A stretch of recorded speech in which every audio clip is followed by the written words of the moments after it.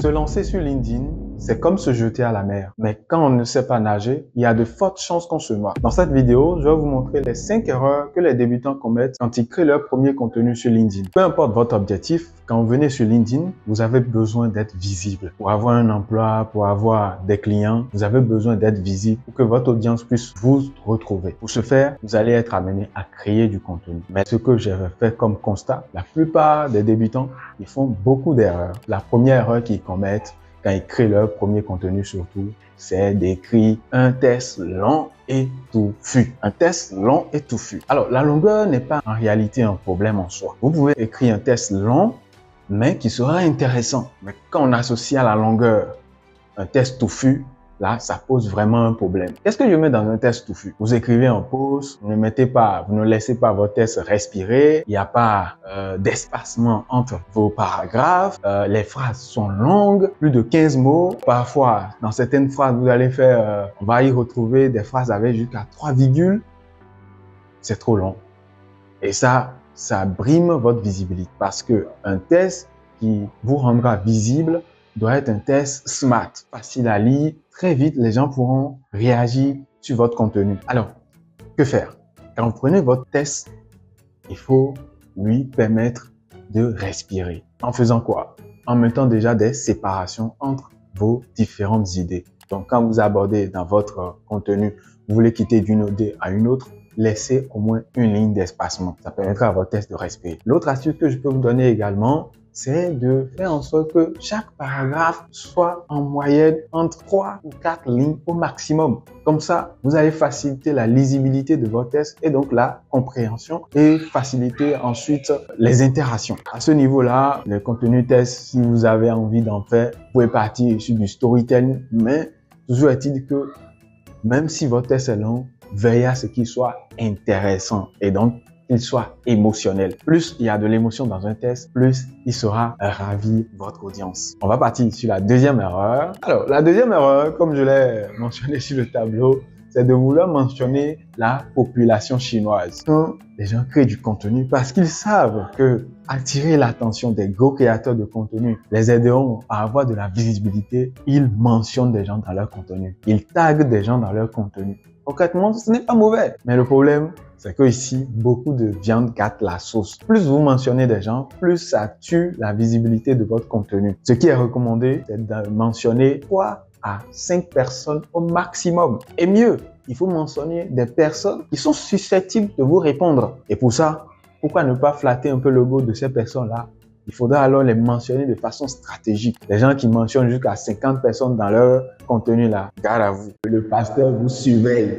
Arrêtez ce genre de comportement. Erreur numéro 3, c'est de vouloir écrire compliqué. Qu'est-ce que ça veut dire concrètement? Quand on vient sur LinkedIn, on se dit que c'est un réseau social professionnel. Ce qui est vrai.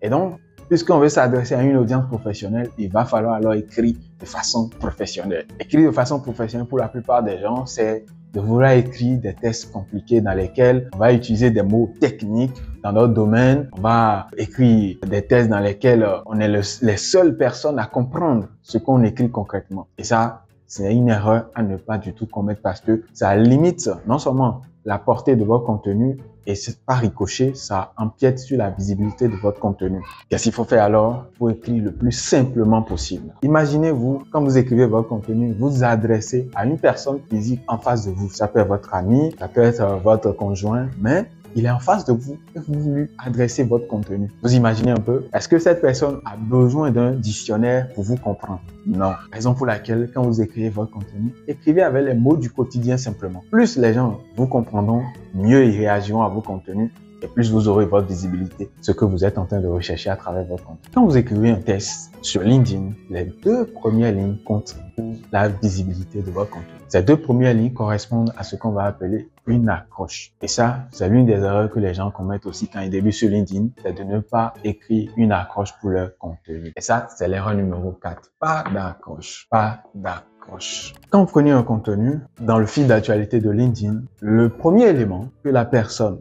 peu importe la personne, il découvrira avant de se décider s'il doit lire complètement votre contenu ou pas, c'est l'accroche. Ce sont ces 2 premières lignes-là. Si on est sur un ordinateur, ça fait 2 à 3 lignes. Si c'est sur un téléphone, on a généralement une ligne qui s'affiche avant de voir le contenu proprement dit. Ces deux lignes-là, elles sont capitales. Ce sont elles qui vont pousser la personne à soit arrêter de scroller ou soit décider de vous accorder son attention. Oui, vous le savez aujourd'hui, le temps d'attention est très réduit. On est pratiquement à 8 secondes.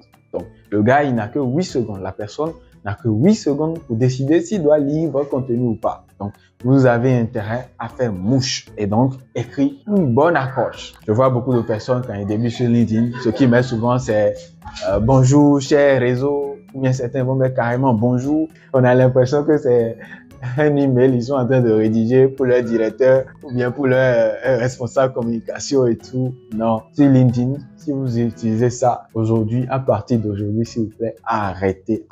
Alors, qu'est-ce qu'il faut faire concrètement? Concrètement, je vais vous proposer quelque chose de simple, mais dans une prochaine vidéo, je pourrai prendre le temps de décortiquer ça plus en profondeur. Qu'est-ce qu'il faut faire? C'est de vous poser la question, mon test que je veux publier, de quoi il parle? Qu'est-ce que j'attends des autres comme action?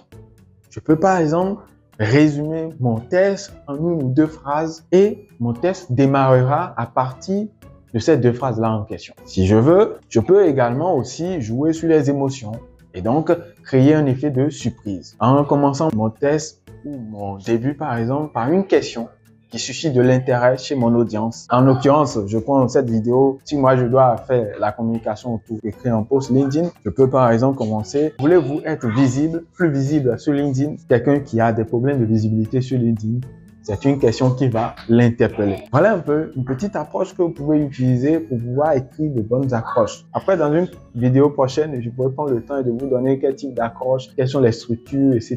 que vous pouvez utiliser. Mais ça, c'est déjà un bon début pour démarrer. Mais à partir d'aujourd'hui, de grâce, bonjour cher réseau, ou bien bonjour et tout là, laissez tomber. Ça ne marche plus aujourd'hui en 2024 sur LinkedIn. On va voir maintenant la 5e erreur que la plupart des débutants commettent quand ils créent leur premier contenu sur LinkedIn, c'est le média. Le média. Qu'est-ce que je mets dans le média? Le média, c'est tout élément qui accompagne votre post. Ça peut être une photo, ça peut être un carrousel, ça peut être un GIF. Voilà. Mais dans cette vidéo, je me concentre beaucoup plus sur la photo, surtout sur les photos personnelles. Aujourd'hui, il y a beaucoup de personnes, quand ils débutent sur LinkedIn et qu'ils veulent faire leur premier post, ils négligent l'image. Je vous l'ai dit tantôt, à part l'accroche qui pousse les gens à réagir sur un contenu, il y a le média qui l'accompagne, en l'occurrence la photo. Et je vois beaucoup de personnes à ce niveau-là, ils pêchent. Ils vont mettre une photo floue, prise peut-être avec Itel des années 2010. Vous voyez un peu le schéma. On ne voit pas, voilà, il est dans une tenue, il est dans une posture très bizarre. On comprend rien sur la photo, l'image. Ça donne juste envie de scroller, de fuir rapidement cette publication-là. Ça, c'est une erreur très grave parce qu'on est sur un réseau social professionnel où tout le monde a envie de mettre en avant son image, où l'image compte énormément. Et donc, quand vous voulez faire une publication sur LinkedIn, surtout quand vous débutez, l'image va compter énormément parce que les gens ne vous connaissent pas et c'est la première fois, ils doivent entrer en contact avec vous. Donc, imaginez, vous rencontrez quelqu'un pour la première fois, la personne est mal habillée, il ne s'est pas brossé les dents, il est mal coiffé et tout, et puis il vous tend la main. Est-ce que vous allez accepter cette main tendue? Donc, c'est important pour vous de prendre soin de votre image. À minima, si vous voulez faire un premier post, faites une très belle photo. Aujourd'hui, les téléphones portables ont quand même de bonnes caméras. Trouvez un bon angle, une bonne source de lumière. Faites une belle photo que vous allez utiliser pour accompagner votre contenu. Maintenant, si vous avez encore les moyens, pourquoi pas? Faites appel à un photographe professionnel qui vous fera des photos de bonne qualité que vous pouvez utiliser pour illustrer vos publications. Ça vous mettra plus en valeur et ça vous donnera l'air professionnel et ça vous attirera plus de personnes qui vont réagir sur vos contenus et donc, in fine, augmenter votre visibilité sur LinkedIn. Comme je suis généreux et que je suis votre pasteur bien-aimé LinkedIn, aka Maurice Nantondi, j'ai envie de vous donner un petit bonus. Un petit bonus. Je sais qu'avec toutes ces erreurs-là, si vous arrivez à les corriger, vous allez me dire, mais Maurice, ça fait déjà 2 semaines, 3 semaines que je fais des publications, mais je ne sens pas, les gens ne réagissent pas et tout. Ah, moi, je suis fatigué, voilà, je m'en vais. Oui, je m'en vais, je quitte LinkedIn. C'est l'erreur que les gens font, l'erreur bonus que j'ai envie de partager avec vous. Parti trop tôt. Je vous assure, LinkedIn est un marathon. LinkedIn, ce n'est pas une course de vitesse. Ce n'est pas une course de 100 mètres ou de 200 mètres ou en 8 secondes ou en 11 secondes. On a déjà fini. Non.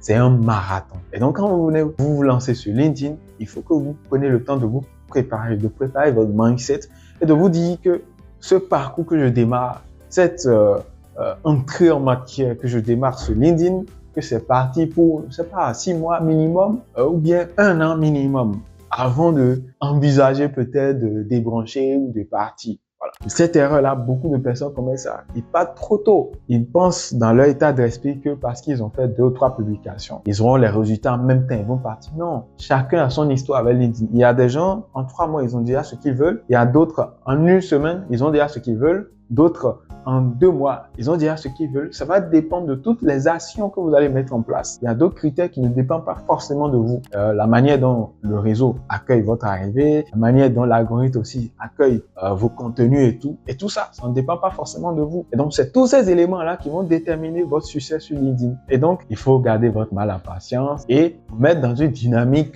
à long terme. Vous devez mener des actions, faire beaucoup de choses, mais vous devez mettre dans votre état d'esprit que vous êtes là pour jouer un jeu à long terme. Et ceux qui gagnent sur LinkedIn, ceux que vous voyez et que ça vous fait énormément plaisir, vous avez envie de devenir comme eux, ce sont des personnes qui ont joué le jeu de LinkedIn à long terme. Il faut énormément apporter à LinkedIn pour qu'il puisse vous apporter en retour. Et ensuite, vous aurez tout ce que vous voulez. De la visibilité, vous voulez, vous l'aurez. Des clients, vous voulez, vous l'aurez. Un emploi, vous l'aurez. Mais avant, il faut jouer le jeu de LinkedIn. Et c'est un jeu à long terme. Si vous venez 2 ou 3 semaines après, vous partez, vous n'aurez pas ce que vous voulez. Et ça, beaucoup de personnes se découragent très vite sur LinkedIn par rapport à cette réalité. Ce sera tout pour moi. Je vous donne rendez-vous dans une prochaine vidéo. C'était votre pasteur LinkedIn, a.k.a. Maurice Notonji. Prenez soin de vous. À la prochaine.